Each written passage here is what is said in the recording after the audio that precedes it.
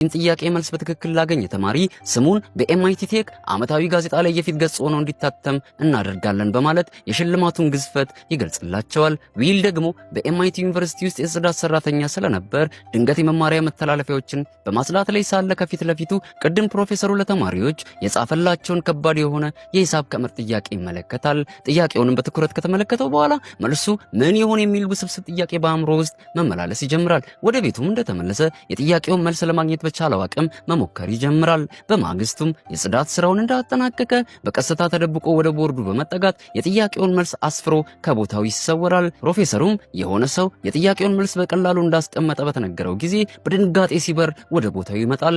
በሚገርም ሁኔታ የዊል መልስ ፍጹም ትክክል ስለነበር ፕሮፌሰሩ በመደነቅ በቦርዱ ላይ የጥያቄውን መልስ የጻፈው ተማሪ የየትኛው ክፍል ተማሪ ነው ብሎ ይጠይቃቸዋል። ይሁን እንጂ የመላሹን ማንነት ግን ማንም ሰው አያውቅም። በማግስቱም ዊል ከጓደኞቹ ጋር ሆኖ የቤዝቦል ግጥሚያ እየተመለከተ ሳለ በድንገት እዚያ ቦታ ላይ ያኔ በልጅነቱ እያሰቃየ ይደበደበው የነበረውን ልጅ ይመለከትና ደሙ ይፈላል። ልጁ ላይ በዚያው ቅስፈት ዊል ምንም አይነት እርምጃ ለመውሰድ አልፈለገም ነበር። በኋላ ላይ ግን ከጓደኞቹ ጋር ተመካክሮ ልጁንና አብረውት ያሉ ጓደኞቹን ቅጥቅጥ አድርጎ በመደብደብ ክፉኛ ጉዳት ያደርስበታል። ከዚያም በኋላ ፖሊሶች በፍጥነት መጥተው ዊልን በማሰር ይዘውት ይሄዳሉ።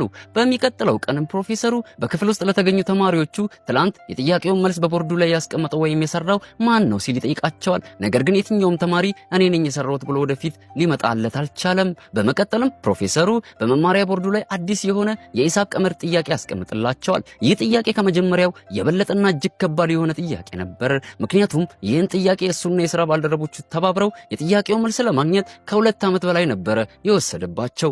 ይህን በእንዲህ እንዳለ በዚህ በኩል ለዊል ፍርድ ቤቱ ለቀጣይ ችሎት ተለዋጭ ቀነ ቀጠሮ ሰጥቶት ከእስር እንዲለቀቅ መደረጉን እንመለከታለን። በመቀጠልም ዊል ልክ ወደ ኤምአይቲ ዩኒቨርሲቲ እንደተመለሰ አዲሱን የሂሳብ ቀመር ጥያቄን በቀላሉ መመለስ ይጀምራል። ይሁን እንጂ በዚህ ጊዜ ግን ፕሮፌሰሩ ደርሶበት ነበር።